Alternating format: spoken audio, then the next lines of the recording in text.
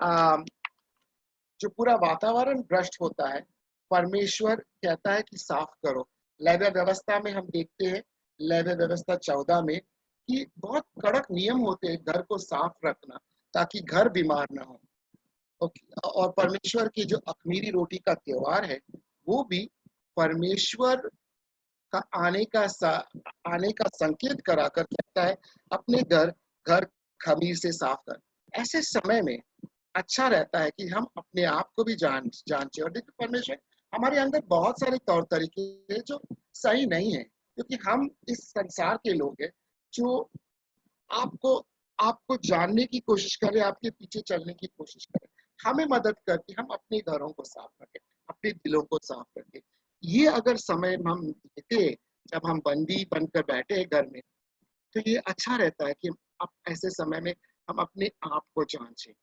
दूसरी बात हमको ये जानना है कि ये इस तरह का साफ-सफाई या इस तरह का अनुशासन जब परमेश्वर लाता है, तो ये दर्दनाक है हर एक के लिए। ना सिर्फ उन लोगों के लिए जो ज़िम्मेदार है इस ऐसी चीज़ों के लिए, लेकिन उन लोगों के लिए जो जिन्होंने कुछ किया नहीं, उनके लिए भी। याद रखो, अगर हमको सेप्टिक हो जाती है एक उँगली में, और अगर हम सेप्टिक को रहने देते और हाथ में फैलने लगता है, हाथ कटता है तो पूरा शरीर को तकलीफ होती है। इस तरह से संसार भी एक तरह से मनुष्य जाति के लोग एक दूसरे से जुड़े हुए हैं, और अगर एक जगह पे भी प्रॉब्लम हो जाती है तो सारा शरीर को प्रॉब्लम होता है, जैसे कलीसिया में होती है। इस तरह से हमें ये सारी बातें हमें सोचना है कि परमेश्वर अगर आप ये कर रहा है, होने दे रहा है, तो आप इससे कुछ अच्छा निकाल कर लाएगा। लेकिन हमें इस दर्द को सहना है, हमारी मदद कर। दूसरा हम देखते हैं कि ये जो न्याय है या ये अनुशासन है, ये निष्पक्ष है। उसका मतलब है इसका मतलब ये है कि जब यरूशलेम में जो लोग रह रहे थे और इस तरह का नेबूकदनेस्सर ने आक्रमण किया और लोगों को बंदी बनाकर ले गए, क्या सारे लोग बुरे थे? क्या सारे लोग दुष्ट थे? नहीं, धर्मी लोग भी थे यिर्मयाह जैसे, और अधर्मी लोग भी थे, लेकिन सभी को इसका सामना करना पड़ा। सभी के बच्चों को मार डाला गया, और इसलिए ऐसे समय में ये ठीक नहीं रहता है अगर हम कहें कि नहीं, ये हम बुरे हैं इसलिए ये लोग बुरे हैं इसलिए इन पर ये पड़ी है, या वो लोग अच्छे हैं इसलिए ये पड़े। हमें ये जानना है कि इस तरह का न्याय निरपक्ष है, निष्पक्ष है, क्योंकि एक ऐसा न्याय आएगा जहां पर वो कुछ समय के लिए नहीं रहेगा, वो हर एक पाप का हिसाब मांगेगा और पापी को दंड करेगा। लेकिन ये न्याय शुद्धिकरण का न्याय है, अनुशासन का न्याय है, और ये टेम्पोरेरी होते हैं। ये उस समय की ओर संकेत करता है जब हम सबको परमेश्वर के सामने हमारा हिसाब देना पड़ता है। अगर हमने भजन संहिता 137 को देखा है संदर्भ में, तो ये यहूदी लोगों ने उनका सब कुछ खो बैठा। वो सारी चीजें जो अच्छी थी, पूरे भरपूर थे उनके, वो सब जो जो थे उनके चले गए। वो अपने घरों को खो बैठा, उनके आंखों के सामने अपने अपने घर को जलते हुए देखा। उन्होंने अपनी जो भी संपत्ति थी वो भी बाबिलोन को चुराते हुए ले जाते हुए देखा। और एक समय वो आजाद थे, अपने हिसाब के अनुसार जीते थे, जहां चाहते वो जाए, अपनी मर्जी से जाए, मर्जी से वापस आए। अब ऐसे नहीं कर सकते क्योंकि वो बंदी हो चुके हैं। उन्होंने अपने बुजुर्गों को मरते हुए देखा, इस आक्रमण में बच्चों को मरते हुए देखा, नौजवानों को, जैसे मैंने कहा, खोजा बनाकर बाबुलोन के महलों में कार्य के लिए भेज दिया गया। क्या इससे हमें एक सवाल उठता है, क्या परमेश्वर का से भय रखने वाले लोग पीड़ित होता है, मुश्किल झेलना पड़ता है, पीड़ा झेलना पड़ता है? और उत्तर ये है, हाँ, झेलना पड़ता है। क्या परमेश्वर से भय रखने वाले लोग मरते हैं उनके उनके उनकी गलती न होने के कारण भी? हाँ, मरते हैं। क्या परमेश्वर के भय रखने वाले लोग दुष्टता के कारण अपनी जान गंवा बैठते हैं? हाँ, बहुत बार। जब कोई मरता है और वो किसी को पीछे छोड़ छोड़ जाते हैं और वो धर्मी व्यक्ति है, क्या फिर भी उसको दर्द झेलना पड़ेगा? हाँ, झेलना पड़ेगा। और एक फिर अंत में, क्या हम विश्वास रख कर भी क्या हमको इस तरह का परीक्षा से गुजर के जाना है, जहाँ पर हम दुख, क्रोध और एक चाहत रखते हैं कि हमारा भी न्याय हो, इस तरह की भावना से गुजरना पड़ेगा हमें? हाँ, हमको गुजरना पड़ता है। इसीलिए हम इस भजन संहिता को देखेंगे, क्योंकि इस लोग इसी तरह से बैठे हैं कि अब क्या होगा, आगे क्या। और यहाँ पर भजन संहिता में हम 3 भाग में देखेंगे। पहला भाग, दूसरा भाग और तीसरा भाग। पहला भाग 1 से 4 हम पढ़ेंगे और देखेंगे कि जब हम इस तरह के विपत्तियों का सामना करते हैं, तो हमारे अंदर जो धर्मी उलझन पैदा होता है और परमेश्वर के बारे में, सही गलत इन चीजों के बारे में जब हम सोचने लगता है, तो तो किस तरह की समस्या और उलझन हमारे अंदर चलता है, क्या ये ठीक है? आइए हम देखें। वन भजन संहिता 137 1 से 4।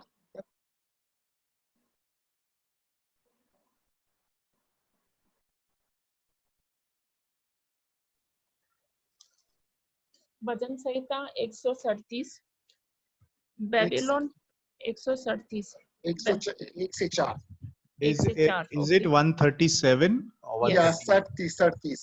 37 37, sorry, 37. 137. Yeah. Please forgive us, 137, our numbers are a little problematic. Just speak in English the numbers. We can. Is that okay? Fine, I'll be Yeah. much more easier. Yeah. So Bhajan Saita 137 1 to 4 verses 1 to 4। Babylon की नहरों के किनारे हम लोग बैठ गए और सियोन का स्मरण करके रो पड़े। उसके बीच के मजनू वृक्षों पर हमने अपनी वीणाओं को टांग दिया, क्योंकि जो हमको बंदी बनाकर ले गए थे उन्होंने वहां हमसे गीत गवाना चाहा, और हमारे रुलाने वालों ने हमसे आनंद चाहकर कहा, सियोन के गीतों में से हमारे लिए कोई गीत गाओ। हम यहोवा के गीत को पराये देश में कैसे गाए। इन लोगों में इतना शौक है इस वक्त, अपना पुराना जीवन सियोन का याद कर रहे हैं। पुराना जीवन था, वो कहा गया है, वो सोच रहे हैं कि क्या हो रहा है, सब खो बैठे हैं। क्या परमेश्वर तूने इसको ऐसे क्यों होने दिया है? क्या इस तरह से दुष्टता को जीतने क्यों दिया है? हमारे जीवन ये अंधेर मोड़ क्यों ले रहा है? क्या हम परमेश्वर की स्तुति भी कर सकते हो इस भयंकर समय में, इस शोक में? क्या हम आनंदित हो सकता है? और लोग हमको देखकर हम मजाक हो गए। हम परमेश्वर, हमें बर्दाश्त नहीं हो रहा है, ऐ परमेश्वर तुम कहाँ पे हो? और ऐसे समय में दो चीज सामने आता है। इस तरह की भावना हमारे अंदर हो, क्या ये ठीक है, जायज है? और उत्तर है हाँ, क्योंकि हम इंसान हैं और हमको इससे गुजर के जाना है। और जैसे हम इससे गुजर के उठता है, हम और भी सामर्थ्य होता है परमेश्वर में। दूसरा, ये ऐसा समय है जब हमारे लिए जरूरी है कि परमेश्वर की ओर से हम सुने, क्योंकि हम नहीं जान रहा है क्या हो रहा है। और इसीलिए हम दूसरा हिस्सा में आता है, भजन संहिता 137 5 and 6।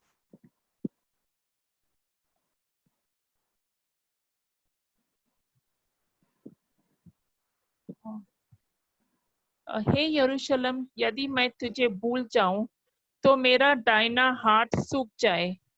यदि मैं तुझे स्मरण न रखूं, यदि मैं यरूशलेम को अपने सब आनंद से श्रेष्ठ न जानूं, तो मेरा जीव तालू से चिपट जाए। उरुशलेम या यरूशलेम, उरुशलेम मतलब शांति का शहर। उरुशलेम वो शहर था, यरूशलेम वो शहर था जहाँ पर लोग परमेश्वर को मिलने आते। वो जगह थी जहाँ पर परमेश्वर का निवास था, परमेश्वर का स्तुति परमेश्वर का आराधना, परमेश्वर के साथ एक रिश्ता अगर जोड़नी थी तो इन लोगों को यरूशलेम या यरूशलेम में आना था। और ऐसे उथल पुथल के समय में, ऐसे समय में जब हम नहीं जानते आगे क्या है, आगे दिखाई नहीं दे रहा है, अंधेर लगता है, सारी जगह हम देखते तो लोग दुविधा में पड़े, उलझन में पड़े, संसार में उलझन में पड़े, तो हमारा जीवन, छोटा सा जीवन का क्या? तो उस समय में हमें परमेश्वर की ओर मुड़ना है, क्योंकि उनके सिवा इस संसार को चलाने वाला और कोई नहीं है। आप नेताओं को देखो, हर एक कुछ ना कुछ बोलता जरूर है और चाहता भी अच्छा, लेकिन क्या उनके पास जवाब है? उनके पास इन चीजों को ठीक करने के लिए सामर्थ्य है? और उत्तर आप खुद आपके दिल से जानते हैं, नहीं। परमेश्वर के बगैर इस तरह के विपत्ति का सामना का हल उनके पास नहीं होगा। जाने कि हमको इस समय में परमेश्वर चाहता है कि हम उन्हें जाने। ये जो यहूदी लोग थे, उन जब वो बाबिलोन के लिए निकले और वो यरूशलेम को की ओर देख रहे थे कि अगर हम यरूशलेम को भूल जाए तो क्या होगा। ये लोग अपने अपने टुकड़े, अलग अलग शास्त्र के अलग अलग टुकड़े साथ में लेके जा रहे थे। किसी के पास एक थोड़ा सा शास्त्र, किसी और कोई उस समय कोई पवित्र शास्त्र, पुराने नियम एकजुट नहीं हुआ था। लेकिन ये लोग जैसे बाबिलोन को की ओर चलता है, ये जानते हुए कि परमेश्वर है उनके साथ में, परमेश्वर उनको त्यागा नहीं है, छोड़ा नहीं है, उनको उन पर अनुशासन जरूर आया है, कठिन समय जरूर आया है, लेकिन इस समय में और इस नए आगे जो आने वाली जीवन है, उसमें भी परमेश्वर उनके साथ है। जब उन्होंने ये समझा और इस जीवन को अपनाया, परमेश्वर ने अपना शास्त्र को इस 70 साल में इकट्ठा किया। और जब ये लोग लौट कर आएंगे यरूशलेम में वापस, वो पूरा पुराने नियम को तैयार करके लाएंगे। सिर्फ थोड़ा सा अंश जो बचता है वो बाद में जोड़ा जाता है, लेकिन यही बाबिलोन में ये सारा शास्त्र एक साथ हो गया। तो हर समय परमेश्वर का समय है। अंधेरा समय में भी कुछ चीजें, अंधेरा समय में भी हम देखते हैं कि बीज फूटता है और एक अंकुर फूटता है और पौधा उठता है। तो अंधेरा समय को हम ये न सोचो कि ये बुरा समय है, कब चला जाए, लेकिन ये सोचो परमेश्वर इस समय में मैं क्या करूं ताकि तुम्हारे नाम को महिमा मिले, मैं क्या करूं ताकि मैं इस संसार में फर्क लाऊं। ऐसे ही समय में हमको शांति की जरूरत पड़ता है। तो शांति सिर्फ परमेश्वर की उपस्थिति में है। यरूशलेम के से जो बंदी बनकर चले गए थे, वो जानने लगे हैं कि अपने दिलों में अब हमको यरूशलेम का बसेरा करना पड़ेगा। यरूशलेम हमारे दिल हो जाए वो बनाना है, ताकि वहां पर हम परमेश्वर के साथ, हमारी आत्मा में हम उनसे मिल सकते हैं। हम तो परमेश्वर के मंदिर है, हम विश्वासी है, और हमको परमेश्वर के साथ चलना आसान है, क्योंकि हमको सिर्फ सर झुकाना है, आंख बंद करना है और हम उनकी उपस्थिति में हैं। इसीलिए हम जानते हैं कि हमारा विश्वास निष्फल नहीं है। हम कह सकता है, हाँ मैं मसीह में सब कुछ कर सकता है जो मुझे सामर्थ्य देता है। और ऐसे उथल पुथल के समय में हम निराश, आशाहीन नहीं है कि ये क्या हो रहा है, अभी हम दुखी है। हाँ हम दुखी है, लेकिन दुख तो आता है और दुख चला जाता है। हर भावना आती है और चली जाती है, लेकिन हमारा परमेश्वर हमारे साथ हमेशा के लिए है। और जो लोग यरूशलेम को जानते हैं, जैसे आप और हम हमारे पास आशा है, कुछ भी क्यों ना हो। हमारा मृत्यु अंत थोड़ी होती है, हमें तो सब कुछ मिल चुका है। हमारे पास एक आश्वासन है, और कुछ भी क्यों ना हो, हमारा आशा और आश्वासन कब्र और हर खतरा से आगे निकल कर जाता है, क्योंकि हम अनंत काल के लोग हैं। इन दिनों में हमें याद दिलाना है अपने आप को, हम कौन है परमेश्वर में, और हमारा परमेश्वर कौन है। जैसे कि पूरा देश बंद है, पूरा दुनिया में सारी जगह बंद है, हमारे पास ऐसे आनंद है जो ऐसे दुख के समय में भी हम अपने आत्मा में पा सकते हैं अगर हम परमेश्वर के पास जाए। इसलिए उनके पास निकट आओ, क्योंकि उन्होंने हमसे प्रेम किया और अपने आप को हमारे लिए दे दिया, और हम पहचान पाएगा कि परमेश्वर हमारे साथ है। वो कभी नहीं छोड़ेगा हमें, कभी नहीं त्यागेगा। कठिन समय में वो हमारा मजबूत गढ़ है और हमेशा रहेगा। और अंत में हम देखते हैं हमारे पास एक आशा है और एक प्रतिज्ञा है। हम भजन संहिता का अंतिम हिस्सा पढ़े, 137, 7, 8 and 9।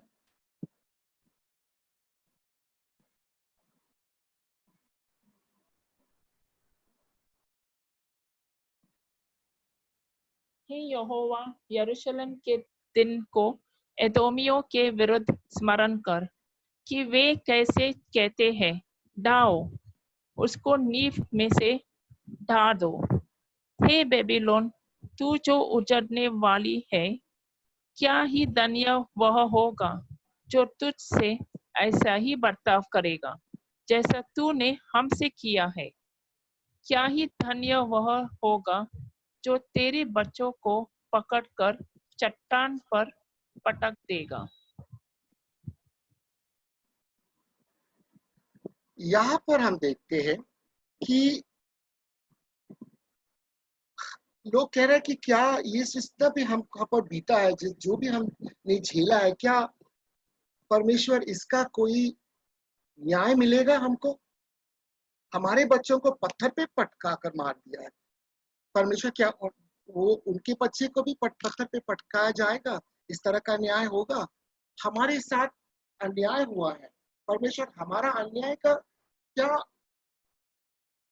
क्या ऐसे ही हमको अन्याय सहते जाना है? क्या परमेश्वर हमारे लिए न्याय है? और परमेश्वर कहता है, क्योंकि एक दिन आता है जब सभी का न्याय होता है, सभी को अपना हिसाब देना है, सभी को दंड पाना है और सभी को पुरस्कारित भी होना है। लेकिन ये जो समस्याएं है, ये वो समय नहीं है, ये टेम्पोररी समस्याएं है। ये जो लॉकडाउन है, ये जो वायरस है, ये हमेशा के लिए नहीं रहेगा। एक दिन आएगा जब हम देखेंगे और दुष्टों की सजा को भी देखेंगे।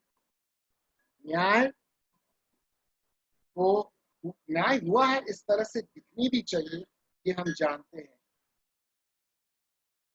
और इस समय में बहुत कुछ हमको झेलना होगा, शायद हम दुख से गुजरेंगे, मुश्किलों से गुजरेंगे।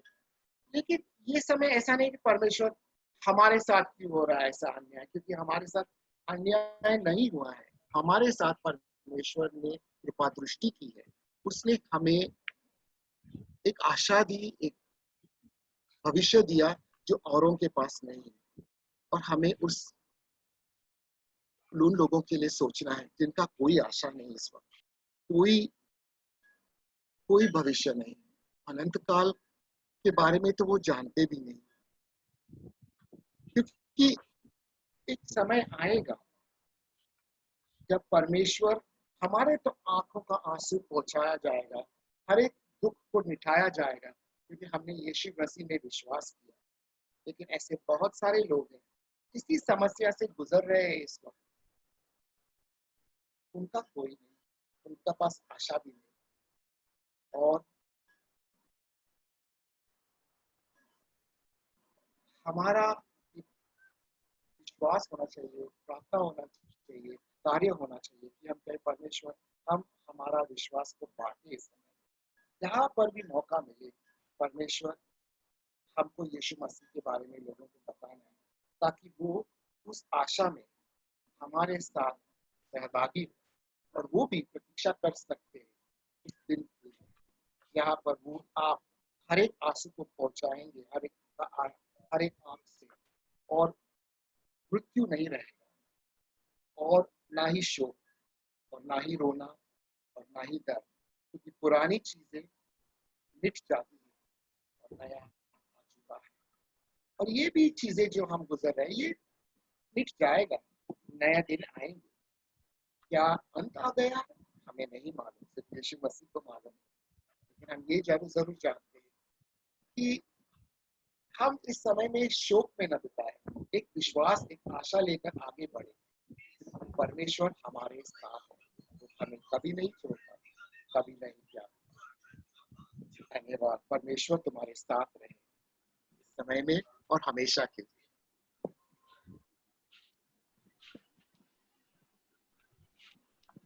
आइए हम प्रार्थना करें।